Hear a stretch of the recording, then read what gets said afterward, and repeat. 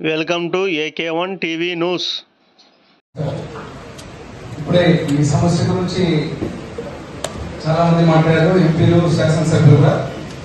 మా ఎస్సీ గారు డేటా మొత్తం వారు చదివించడంలో దాంట్లో చెప్పడం జరిగింది ఏంటంటే, సోర్స్ కలెక్టర్ గారు చాలా కరెక్ట్ క్వశ్చన్ అడిగారు. సోర్స్ ఉందా లేదా, ఎల్ఎల్సి నుంచి మీకు రావాల్సినటువంటి సీక్రెట్ స్కీమ్స్ ఎన్ని ఉన్నాయి, జీడీపీ నుంచి సప్లిమెంటేషన్ ఎన్ని ఉన్నాయి, మరి బోర్వెల్ మీద ఎన్ని ఉన్నాయని చెప్పడం. ఇప్పుడు వాటర్ ఉంది అన్నప్పుడు ఇక్కడ చూస్తే మీరు గత ప్రభుత్వంలో ముఖ్యమంత్రిగా నారా చంద్రబాబు నాయుడు ఉన్న రోజున తెలుగుదేశం ప్రభుత్వంలో కర్నూలులో ఇక్కడ చూస్తే మీకు నదులన్నీ మా కళ్ళ ముందే ఉంటాయి. కర్నూలులో తాగడానికి మాత్రం పశ్చిమ ప్రాంతంలో నీళ్లుండవు. ఏం మిగిలిందో డివిజన్ అయిన తర్వాత నంద్యాల పార్లమెంట్ కి కర్నూలు పార్లమెంట్ కి అంటే మాకు కొండారెడ్డి గురుజు, గాల్దిన రిజర్వాయర్, మంత్రాలయం అంటాం ఈ ప్రాంతంలో. ఇప్పుడు నీళ్లు చూస్తే మీరు జీడీపీ రిజర్వాయర్ నుంచి హంద్రీ నుంచి 3.5 TMs అలొకేషన్ ఆ రోజు తెలుగుదేశం ప్రభుత్వంలో ముఖ్యమంత్రిగా రాయలసీమ ప్రాంతానికి ఏదైతే పట్టిసీమ నీళ్లు ఆ రోజు వేస్ట్ అని మాట్లాడిన వాళ్ళు, ఆ నీళ్లను ఈ రోజు వల్ల శ్రీశైలంలో బ్యాక్ వాటర్ పెట్టుకొని మన డ్రింకింగ్ వాటర్ కి ఇరిగేషన్ తెస్తున్నాం. మరి ఇక్కడికి వచ్చినప్పుడు మీరు RWS మీరు చెప్పిన దాంట్లో డేటాలో చూస్తే మీరు ఈ ప్రాంతంలో మొత్తం వాటర్ సఫిషియెంట్ గా ఉన్నప్పుడు ఎందుకు మనం కన్వర్జెన్స్ మీటింగ్ ఇరిగేషన్ తో ఈ 5 సంవత్సరాలు చేసి ఎన్ని నీళ్లు వచ్చాయి, ఎన్ని నీళ్లు డ్రై అయ్యాయి, ఎన్ని నీళ్లు ఎస్ఎస్ ట్యాంక్ లో నింపినామనే డేటా ఉందా? ఈ రోజు ఈ క్షణానికి వాటర్ ఎక్కడెక్కడ ఉంది, ఎస్ఎస్ ట్యాంక్స్ లో ఎల్ఎల్సి ద్వారా కానీ జీడీపీ ద్వారా కానీ డేటా ఉందా?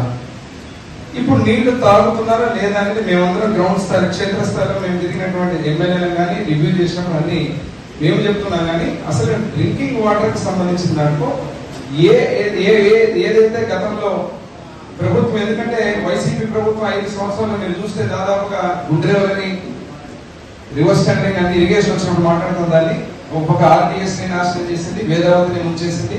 ఇక్కడ ఉన్నటువంటి 6 శాసనసభ్యులు కానీ ఇక్కడ ఉన్నటువంటి అందరూ కూడా వాళ్ళ ప్రాంతానికి ఈరోజు నీళ్లు లేవంటే ఆ సోర్స్ ఏదైతే ఉందో ఆ ప్రాజెక్ట్స్ రానందుకు.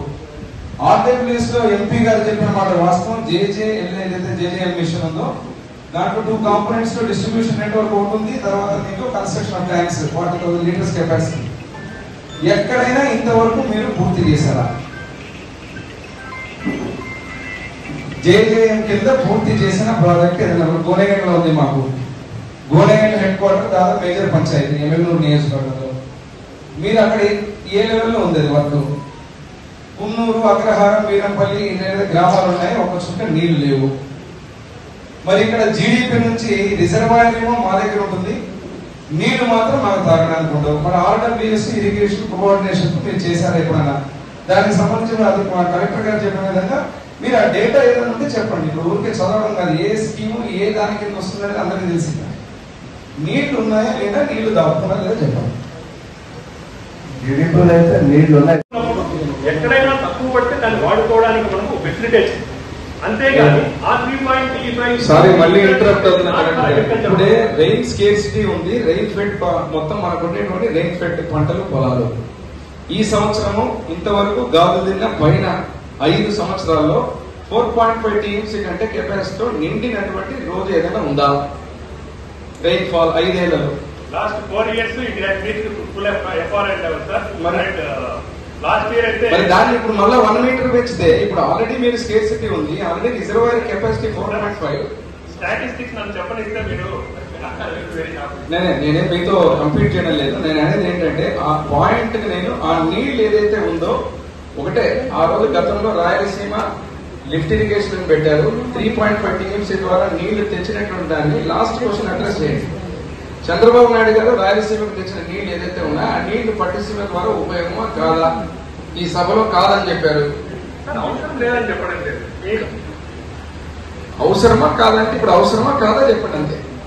ఇప్పుడు అవి ఉపయోగపడుతున్నాయి, రాయలసీమకు వస్తున్నాయి లేదా అక్కడ పట్టిసీమ ద్వారా డ్రా చేస్తాం సార్. అది మేము 3 TMC డ్రా చేస్తామా, 1 TMC నేను మళ్ళా మరి కరెక్ట్ గా నేను ఇది పొలిటికల్ ఇదే కాకుండా గోదావరి కృష్ణ అనుసంధానం పట్టిసీమతో జరిగినటువంటి దాంట్లో బ్యాక్ వాటర్ శ్రీశైలంలో నీళ్లు నిలుపుకొని ఆ నీళ్లను ఇక్కడికి తెచ్చుకోవడంలో రాయలసీమకు అడ్వాంటేజ్ అయిందా లేదా? ముఖ్యమంత్రి గారి ఆలోచన కరెక్టా కాదా?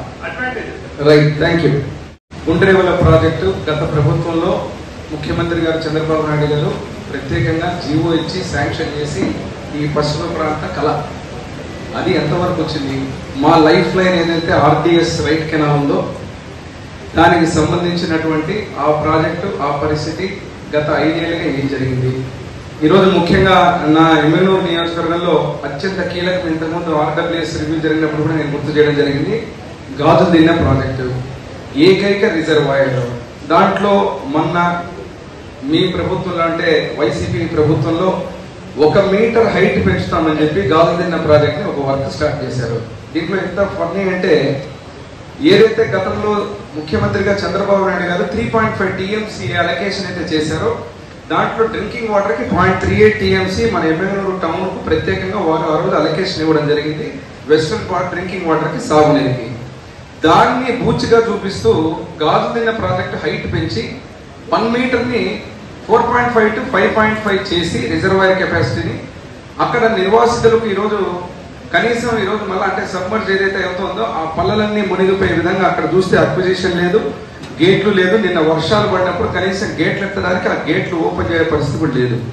నేను రివ్యూ చేస్తే గమ్మత్ ఏమంటే, అధికారుల దగ్గర నుంచి అక్కడ వచ్చినటువంటి శాంక్షన్స్ మీరు చూసుకుంటే కాంట్రాక్టర్ కూడా అతను అయోమయంలో పడి వర్క్ చేశాడు. పరిస్థితి చూస్తే డబ్బులు మాత్రం మొత్తం అయిపోయినాయి, అక్కడ వర్క్ మాత్రం జరగలేదు. మళ్ళీ నిన్న టార్గెట్ చేసిన తర్వాత పిలిపించి కూర్చోబెట్టి మాట్లాడిన తర్వాత టార్గెట్ బేస్డ్కి మళ్ళీ నెల లోపల చేస్తామన్నారు.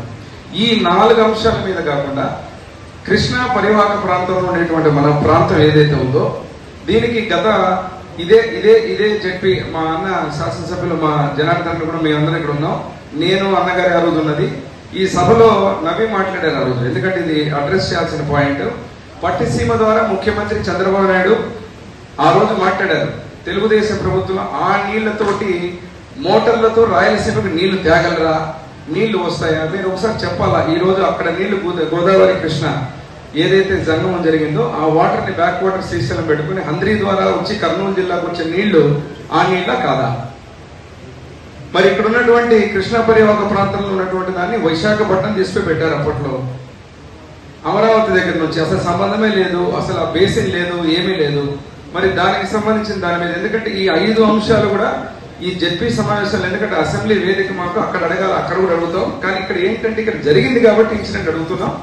దీనికి సంబంధించి ఈ 5 అంశాల మీద జీడిపి, జిఆర్పి, ఓఎండం కానీ జిఆర్పి ఓఎండం కానీ ఇంతవరకు ఏమైనా ఒక్క మోటార్ పని చేసితే 5 ఏళ్ళు.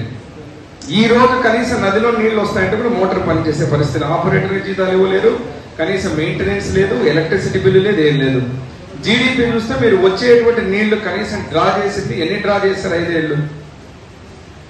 ఈ 6 అంశాల మీద ఒక్కసారి పట్టిసీమ ద్వారా రాయలసీమకు నీళ్లు తెచ్చినటువంటి ఆ అంశం మీద మనకు ఉపయోగం కదా, నీళ్లు వచ్చాయి లేదా, అది కూడా ఆన్సర్ చేయండి.